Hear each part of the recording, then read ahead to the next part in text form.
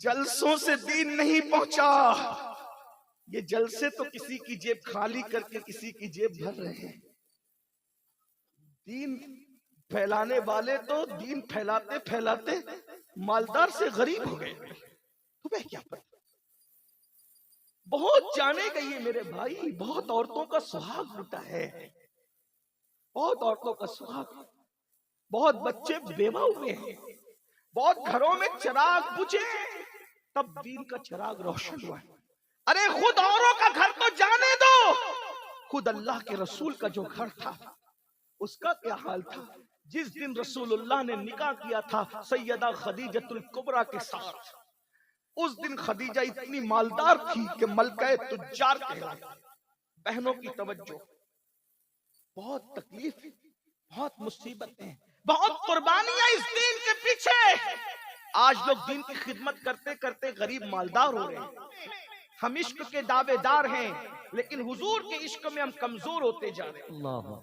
ہم نے دوسری شخصیتوں کو پتہ نہیں کتنے بڑے بڑے بت بنا کر کے اب ان کی طرف توجہ کرنا شروع کر دیا.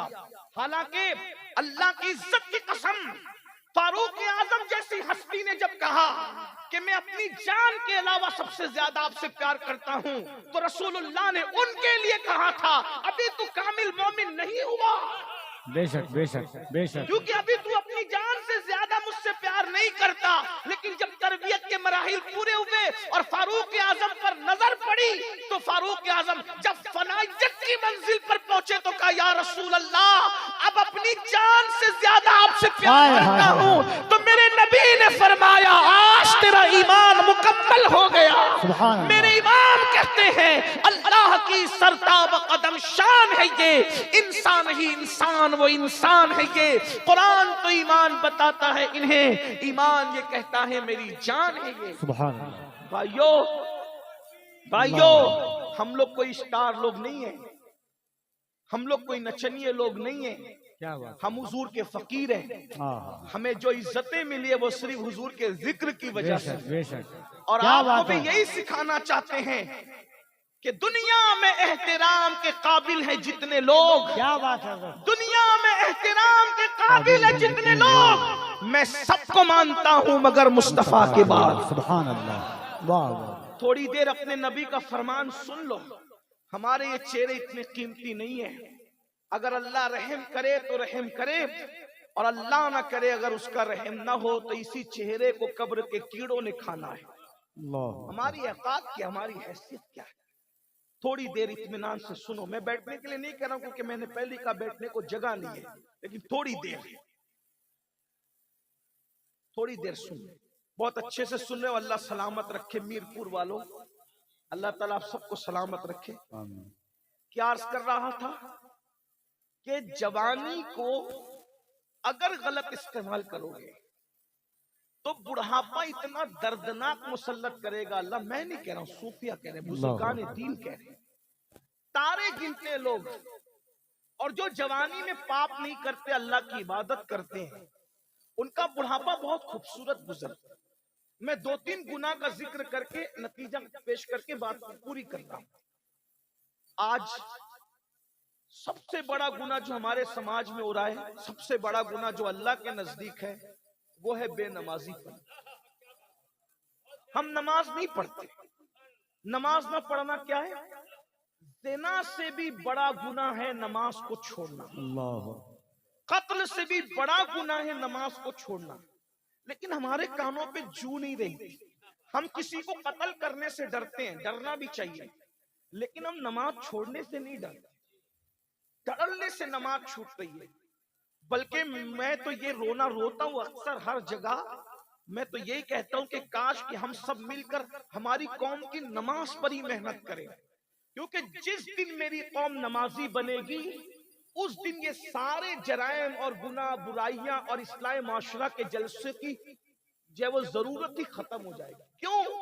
کیونکہ نماز سے بڑھ کر معاشرے کی اصلاح کے لیے کوئی نسخہ ہمارے پاس نہیں ہے. کسی مقرر کی تقریر میں اتنی تاثیر نہیں ہے جتنی تاثیر نماز میں ہے، کیونکہ میرے اللہ نے فرمایا ان الصلاۃ تنہا عن الفحشاء والمنکر، کہ بے شک نماز ہر برائی سے اور ہر بے حیائی سے روک لیتی ہے۔ ایک جوان کے بارے میں صحابہ نے شکایت کی، یا رسول اللہ یہ جوان گناہ کرتا ہے، تو میرے سچے صادق و مصدوق نبی نے پوچھا کیا یہ جوان جس کے گناہ کی شکایت کر رہے ہو وہ نماز بھی پڑھتا ہے؟ تو صحابہ کرام نے عرض کیا یا رسول اللہ ہاں وہ نماز بھی پڑھتا ہے۔ تو آقا نے ارشاد فرمایا اگر یہ نماز پڑھتا ہے تو ایک دن اس کی نماز اس کو برائی سے روک لے گی۔ چند ہی دن گزرے تھے کہ اس نے نماز کی برکت سے اس کے گناہ چھوٹ گئے۔ میرے آقا صلی اللہ علیہ وآلہ وسلم کے دیوانوں، تو میں عرض یہ کر رہا تھا جلدی جلدی 2-3 ہی گناہ پڑھنا ہے مجھے، لیکن دل کے کانوں سے سن لو، اپنی آخرت سنوار لو، ورنہ بڑھاپا بڑا دردناک ہوگا۔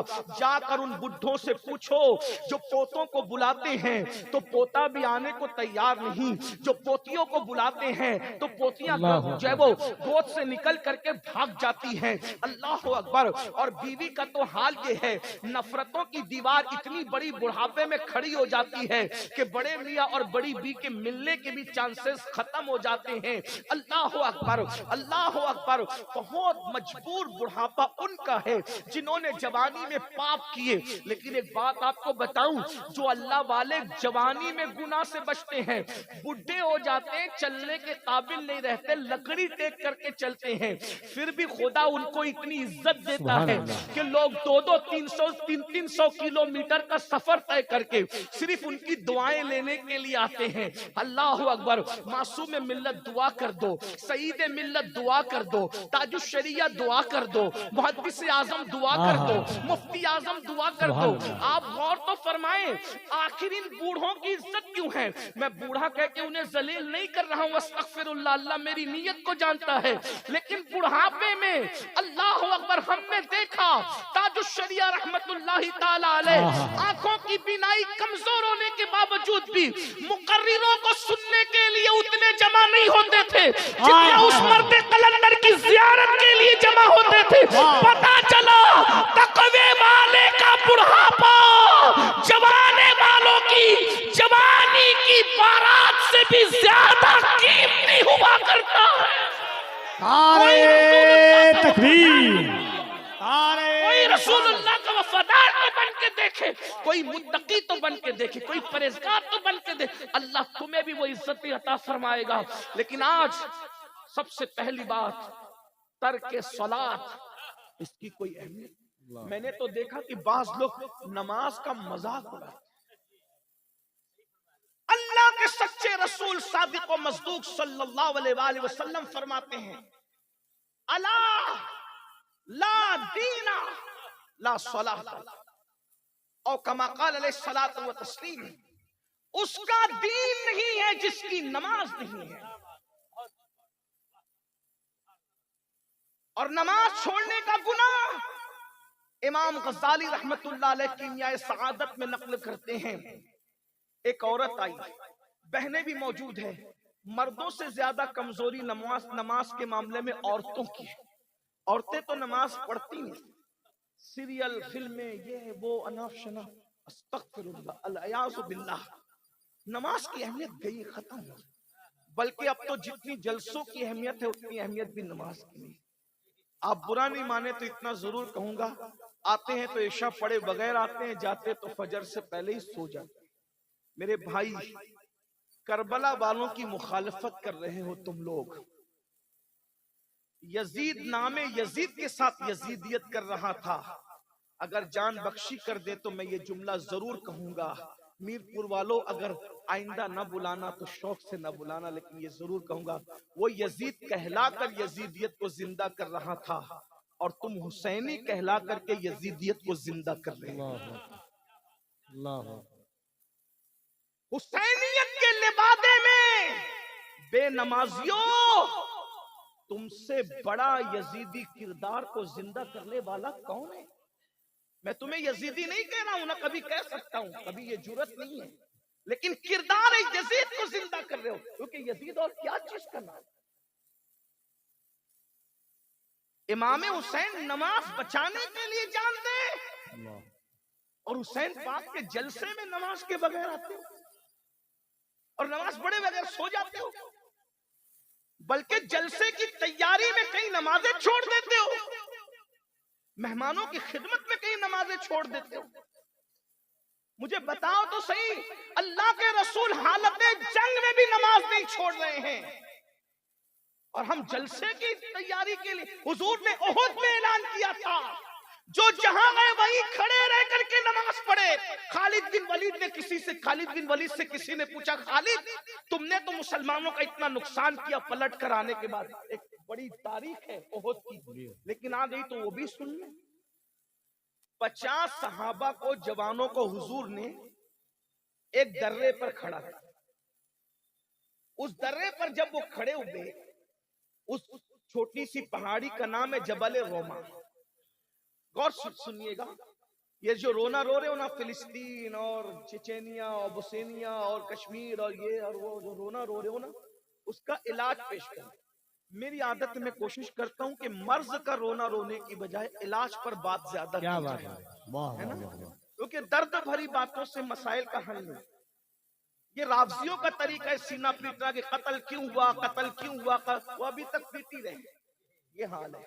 ہم لوگ پیٹنے والے نہیں ہیں، ہم لوگ کہتے ہیں کہ شہادت جو بھی ہے وہ ہم لوگوں کے لیے ایک تحریک ہے، ایک انقلابی لاہ عمل ہے۔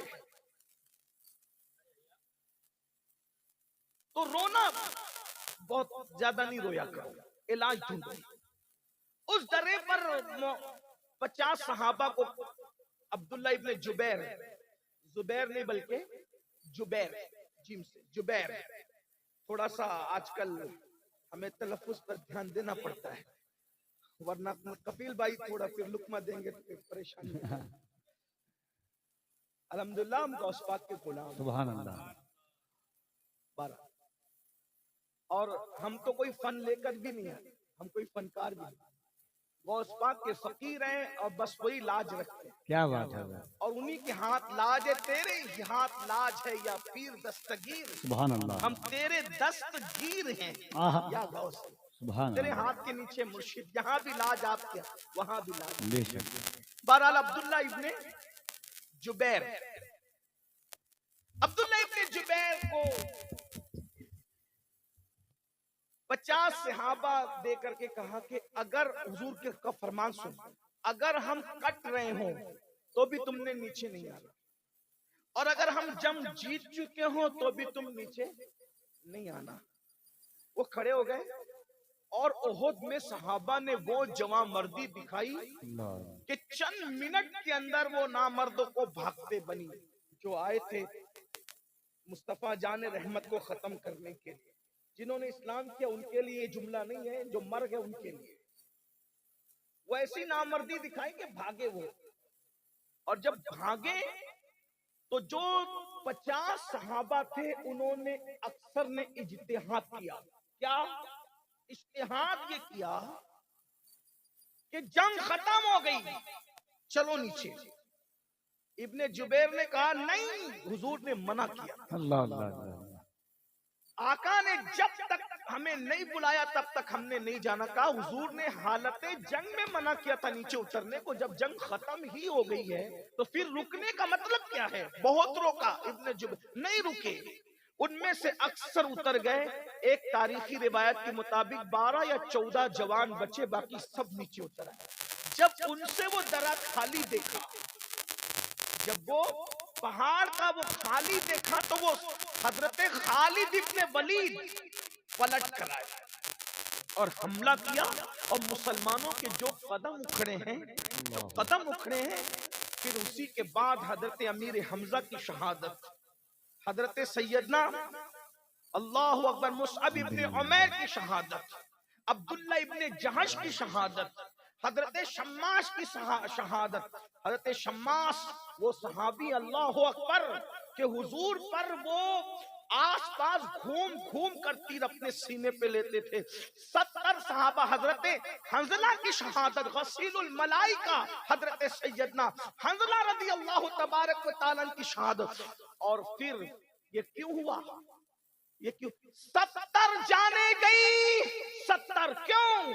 حضور کے ایک فرمان پہ عمل نہیں ہوا، 70 جانے۔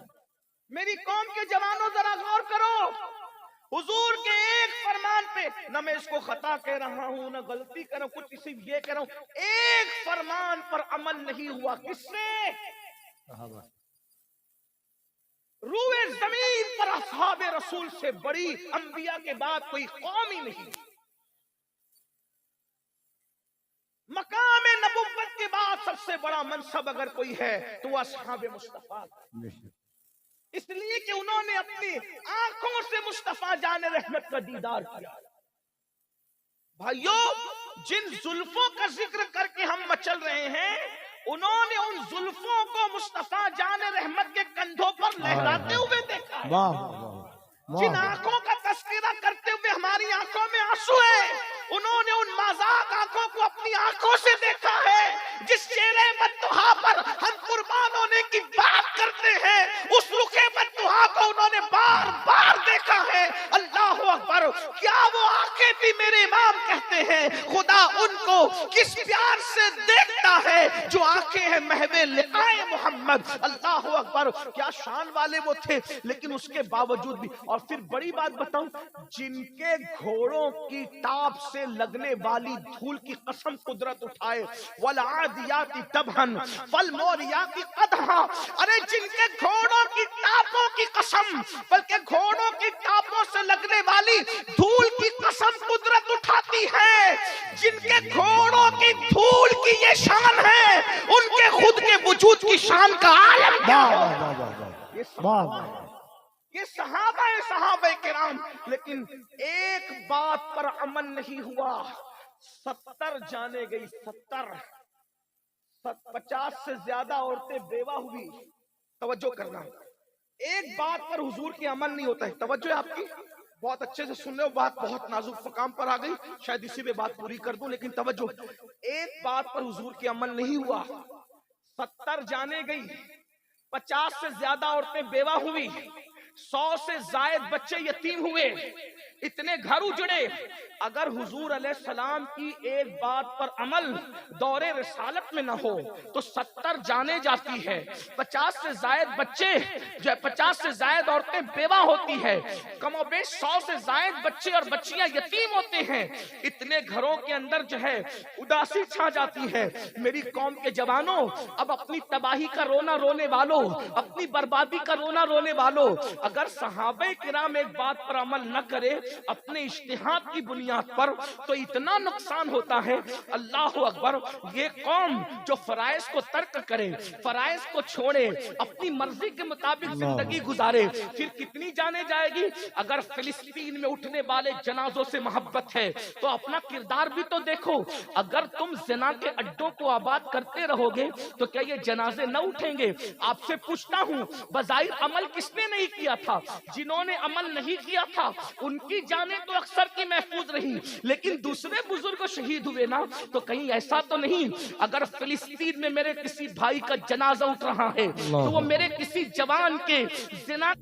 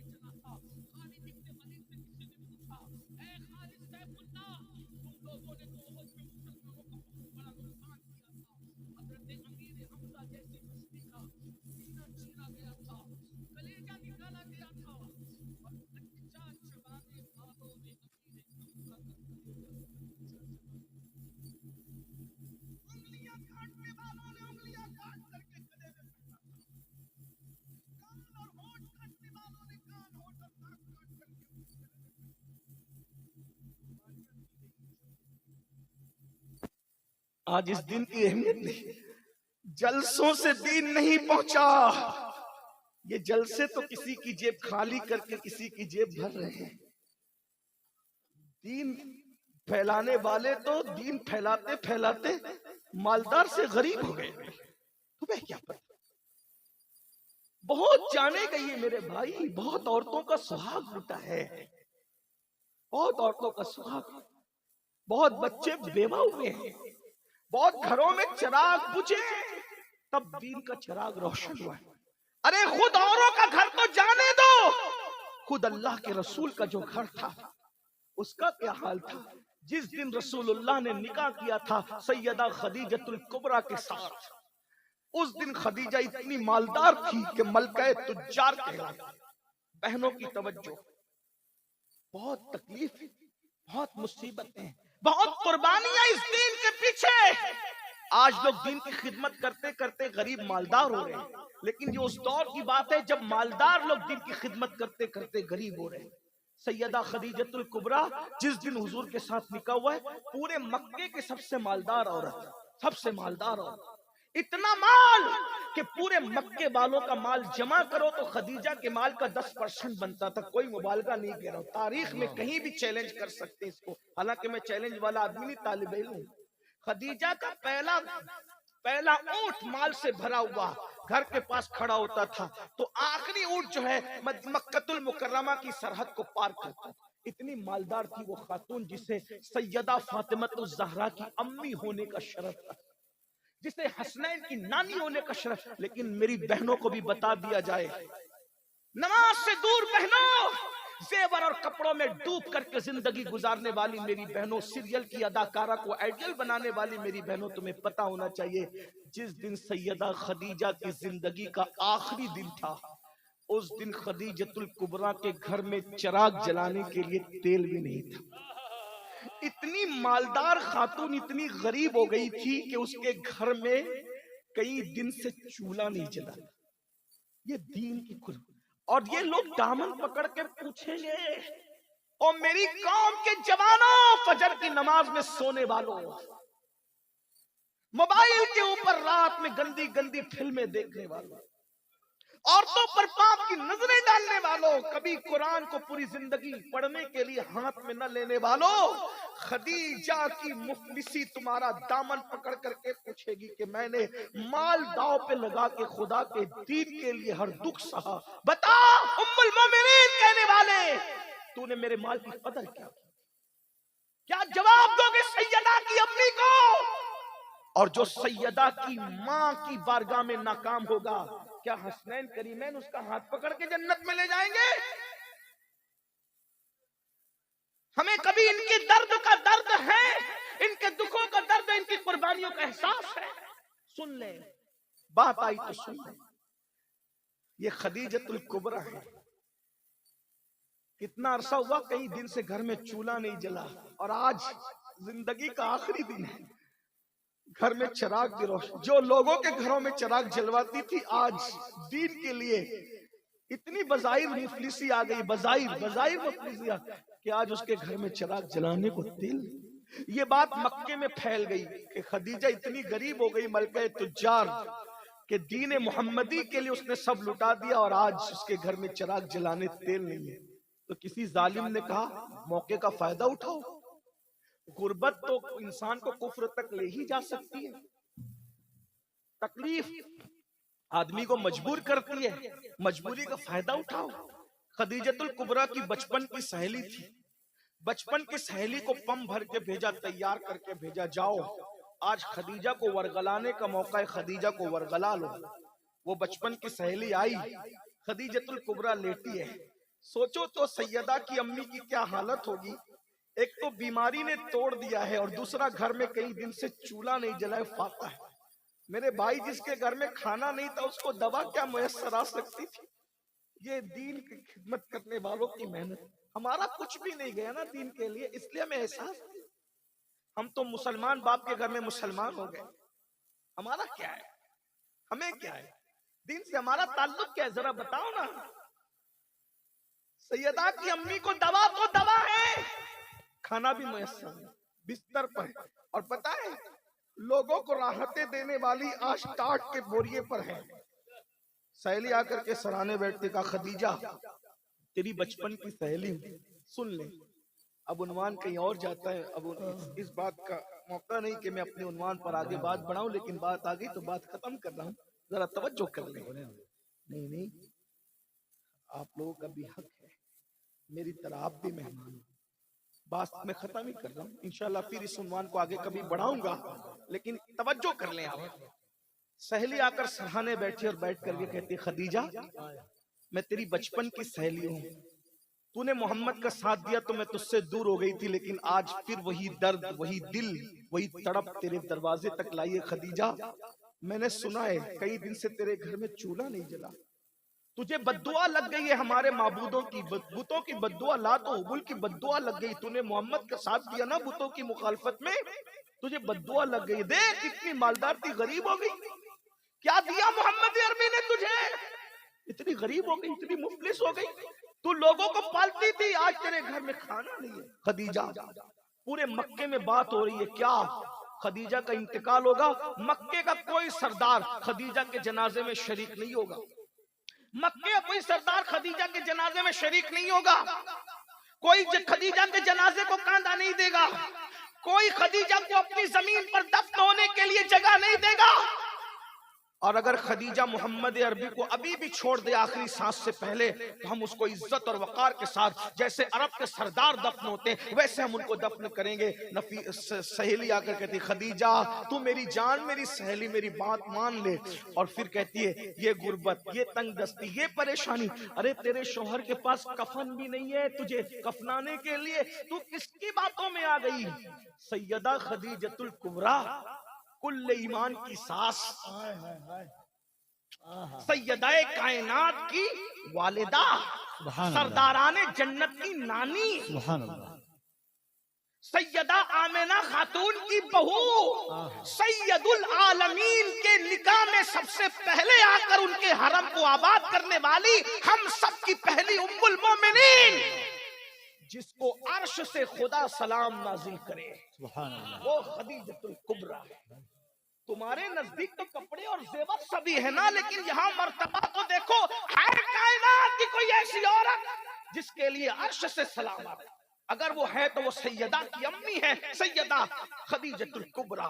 جب سہیلی کی بات سنی، طاقت نہیں تھی اٹھنے کی، مگر پوری قوت ایمانی نے پھر سہارا دیا، اٹھ کے بیٹھ گئی اور سہیلی کی آنکھوں میں آنکھیں ڈال کے کہا کیا بک رہی ہو؟ لاتو حبل کی بددعا مجھے لگے گی؟ ارے جو اپنے ناک پر بیٹھی ہوئی مکھی کو نہ ہٹا سکے ان کی بددعا مجھے کیا لگے گی؟ جو بولنا نہ جانتے ان کی بددعا، اور تو کہتی ہے کہ محمد عربی نے کیا دیا؟ ارے مجھے اتنا بڑا بنا دیا کہ محمد عربی کا خدا مجھے آسمان سے سلام بھیجتا ہے۔ اس سے بڑا مرتبہ کسی عورت کا ہو تو بتاؤ۔ کائنات کی ام المومنین بنا دیا مجھے۔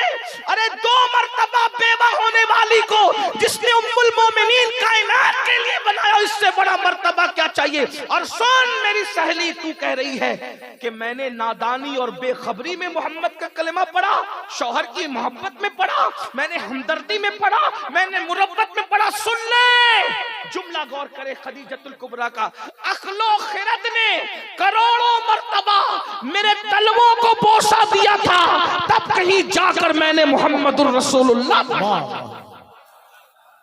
اور تو کہتی میں چھوڑ دوں؟ اور سن، جا کر ان مکے کے گنڈوں سے کہہ دینا وہ مجھے کاندھا نہیں دیں گے، مجھے ان کے کاندھوں کی ضرورت بھی نہیں ہے، مجھے آخری نبی کا کاندھا کافی ہے۔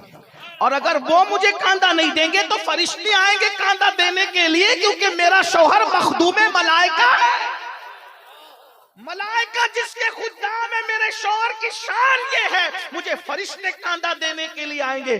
اور اگر مکے کی زمین میں مجھے دفن نہیں کرنے دیا گیا تو مجھے زمین غیرت میں دفن کیا جائے گا۔ میری سہیلی تو مجھے کیا ورغلانے آئی ہے؟ یہ بات ہو رہی تھی، اتنے میں حضور آ گئے، سہیلی کے ساتھ تنہائی میں یہ بات، اتنے میں حضور آ گئے۔ آقا نے سیدہ خدیجہ کے سر پہ ہاتھ رکھا اور ہاتھ رکھ کے پوچھا خدیجہ کیسے؟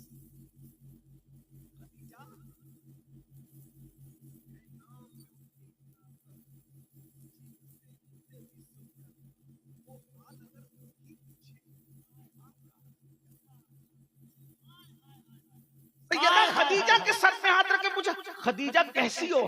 قربانی دیکھو دین کے لیے، قربانی دین کے لیے قربانی، یہ دین ایسے نہیں پھیلا، قربانی۔ سیدہ خدیجہ نے کہا آقا مجھے تو اللہ کو سونپ دے، اللہ کے بھروسے مجھے چھوڑ دے، میری خیریت آپ مت پوچھیے، جتنی دیر تک آپ کریں گے اتنا دیر جا کر آپ اللہ کے دین کو ٹائم اور وقت دیجئے، جتنا وقت میرے ساتھ باتوں میں گزرے گا اگر اتنا ٹائم آپ نے لوگوں کو سمجھانے میں دیا تو پتہ نہیں اتنے وقت میں کتنے کافروں کو آپ مسلمان بنا کر جہنم سے نکال کے جنت میں داخل کر۔ مجھے چھوڑ دی، مجھے آپ وقت نہ دیں، مجھے اللہ کے بھروسے کر دیں، میں اللہ کے بھروسے ہوں، آپ جائیے اللہ کے دین کا کام کی۔ یہ ہے دین کی خدمت، یہ ہے محنت رسول اللہ کے گھر والوں، حضور کی اصحاب کی، حضور کی ازواج کی، حضور کی آل کی، یہ محنت ہے، اس محنت سے دین پھیلا۔ جب حضور نکل کے چلے گئے تو جو سہیلی تھی نا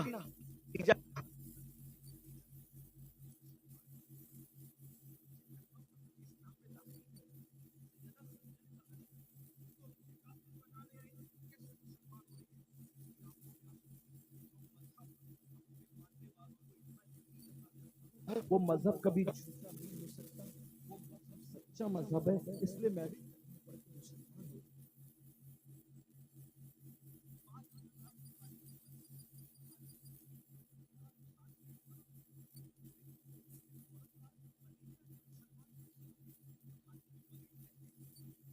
احد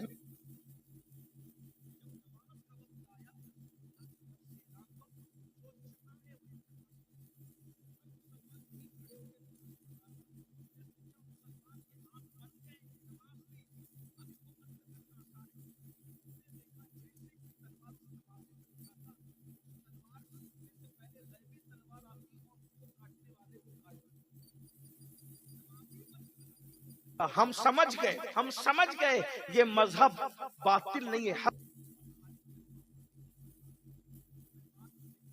کیمیائے سعادت کی اس کو سن لے پوری ہوتی ہے بات۔ امام غزالی لکھتے ہیں ایک عورت تھی موسیٰ علیہ السلام کے پاس آئی، کہنے لگی اے موسیٰ دعا کر دے مجھے بخش دے، میری مغفرت کر دے۔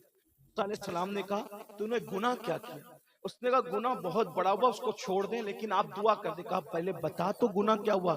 اس نے کہا میں نے زنا کروایا، منہ کالا کیا، اور زنا کی وجہ سے پھر مجھے بچہ پیدا ہوا تو میں نے بچے کو قتل بھی کیا، ایک تو زنا کیا اور زنا کے بعد بچے کو قتل بھی کیا۔ موسیٰ علیہ السلام پہ اللہ کا خوف طاری ہوا کہ تو جلدی یہاں سے نکل، تیری وجہ سے عذاب نہ جائے۔ وہ عورت چلی گئی، حضرت جبریل علیہ السلام آئے، اللہ کا سلام پیش کیا، کہا اے موسیٰ آپ نے اس عورت کو کیوں نکال دیا؟ تو حضرت موسیٰ علیہ السلام نے کہا جبریل اس نے کتنا بڑا جرم کیا، کتنا بڑا پاپ کیا، اس سے بڑا پاپی کوئی ہو سکتا ہے؟ جبریل علیہ السلام کا ہاں اے اللہ کے کلیم اس سے بڑے پاپی بھی ہے جن کو اللہ اس سے بڑا عذاب دے گا۔ کہ وہ کون ہے؟ کہ جو جان بوجھ کے نماز چھوڑ دیتا ہے، وہی زانیہ اور قاتلہ عورت سے بھی بدترین ہے، اور اس کو جو عذاب دیا جاتا اس سے بڑھ کے عذاب ان کو دیا جائے گا جو ایک وقت کی نماز جان بوجھ کر چھوڑیں گے۔ جو ایک وقت کی نماز جان بوجھ کر چھوڑ دے، قتل اور زنا سے بڑھ کر ان کو عذاب ملے گا۔ تو جو پانچوں وقت نماز نہیں پڑھتے، فجر میں مسجد نہیں جاتے، ظہر میں نہیں جاتے، گھوم رہے ہیں اپنی مرضی سے چل رہے ہیں، میرے بھائیوں مرنا ہے، ایمان پہ مرنا چاہتے ہو، ایمان سلامت لے جانا چاہتے ہو، نماز کی پابندی کرو، نمازیں پڑھو، گناہ چھوڑو۔ اللہ کے رسول علیہ السلام فرماتے ہیں جو جوان، ایک حدیث ہے جمع الجوامع کی روایت ہے، آقا ارشاد فرماتے ہیں جب کوئی جوان صبح صبح کی نماز پڑھتا ہے اللہ اس جوان کو بوڑھوں پر ایسی فضیلت عطا کرتا ہے جیسے عوام کو اللہ نے رسولوں کو، اللہ نے عوام پر رسولوں کو جیسی فضیلت عطا فرمائی ہے، مرسلین کو عوام پر جیسی فضیلت عطا فرمائی ہے، صبح کی نماز پڑھنے والے جوانوں کو اللہ بوڑھوں پر ایسی ہی فضیلت عطا فرماتا ہے۔ رسولوں جیسی فضیلت جوانوں کو ملتی ہے صبح کی نماز کی برکت سے، یہ ہے جوانی کی عبادت۔ لیکن افسوس میرے بھائی آپ یہ مت سوچنا کیا امین القادری آپ سے یہ کہہ رہا ہے انجوائے نہ کریں، کھائیں نہیں، پیے نہیں، پکنک نہ کریں، ایسی بات نہیں، سب انجوائے کرو، بھرپور انجوائے کرو، حرام کام مت کرو، بس باغ گھومنے جاؤ حرام کام مت کرو، نعتیں سنو گانے مت سنو، درود شریف پڑھو، غیبت مت کرو، چگلی مت کرو، کسی عورت پر پاپ کی نظر مت ڈالو، کیونکہ اللہ کے رسول کا دیدار انہی آنکھوں سے کرنا ہے قبر میں۔ جو آنکھیں حضور کو دیکھنے والی ہے، وہ آنکھوں سے کسی عورت پر پاپ کی نظر کیسے ڈال سکتے ہو؟ آپ کو حیرت ہوگی یہ جب میں سنتا ہوں کہ مسلم جوان لڑکے پکچر دیکھتے ہیں زنا والی، تو مجھے یاد آتا ہے حضرت سلمان فارسی کہا کرتے تھے، کسی کی ران پہ نظر ڈالنا مجھے مشکل لگتا ہے، 70 مرتبہ مرنا مجھے آسان لگتا ہے، لیکن کسی کی ران کو ایک مرتبہ دیکھنا مجھے مشکل لگتا ہے، کیونکہ 70 مرتبہ مرنے میں وہ تکلیف نہیں ہے جتنا کسی کی ران کو ایک مرتبہ دیکھنے سے عذاب ہوگا۔ جب ران دیکھنے پہ یہ عذاب ہے تو سوچو جو زنا دیکھتے ہیں ان پر کیا عذاب ہوگا، ان کے ایمان کا کیا بنے گا، ان کی قبر کا کیا بنے گا، ان کی حشر کا۔ توبہ کرو، بدلو۔ جوانی گناہ کے لیے نہیں ہے، جوانی پاپ کے لیے نہیں ہے، جوانی عیاشی کے لیے نہیں ہے، جوانی جرائم کے لیے نہیں ہے، جوانی اللہ کی عبادت کے لیے ہے۔ توبہ کر لو، اور یاد رکھنا کتنے بھی بڑے پاپی ہو، کتنے بھی بڑے مجرم ہو، اگر تم توبہ کرو گے، کتنے بھی بڑے پاپی ہو، کتنے بھی بڑے، توبہ کرو گے تو گناہ سے ایسے پاک کر دیے جاؤ گے جیسے ابھی اپنی ماں کے پیٹ سے پیدا ہوئے۔ کل سے ایک نئی زندگی کا آغاز کرو، کل سے نہیں بلکہ ابھی سے ایک نئی زندگی کا آغاز کرو۔ یہ طے کرو کہ کچھ بھی ہو جائے، خوشی ہو یا غمی ہو، موت ہو یا شادی ہو، برات ہو یا میت ہو، میں نے نماز نہیں چھوڑنا۔ سنی سے العقیدہ امام کی ابتدا میں مجھے نماز پڑھنی ہے۔ اسی طرح جتنے گناہ ہیں مجھے ان گناہوں سے بچنا ہے۔ پھر دیکھنا زندگی کا کیسے لطف آتا ہے۔ آج آپ لوگ کہتے ہو مولانا سب کچھ ہے مگر سکون نہیں ہے۔ کیوں نہیں ہے؟ سب کچھ ہے، سکون نہیں ہے کیونکہ گناہ کرتے اور گناہ سے سکون ختم ہوتا ہے، بربادی ہے، تباہی ہے۔ اس لیے آئیے اللہ کو منائیے، اللہ کو راضی کیجئے۔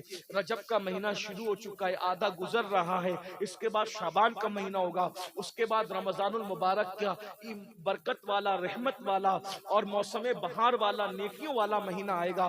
روزوں کا اہتمام کیجئے، جوانی کو حرام کام سے بچ کے گزاریے، آپ کا بڑھاپا بادشاہوں سے بھی زیادہ خوبصورت ہوگا انشاءاللہ۔ اللہ تعالیٰ ہم سب کو توفیق بخشے۔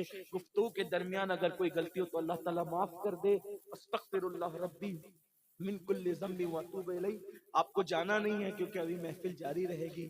السلام علیکم ورحمۃ اللہ وبرکاتہ۔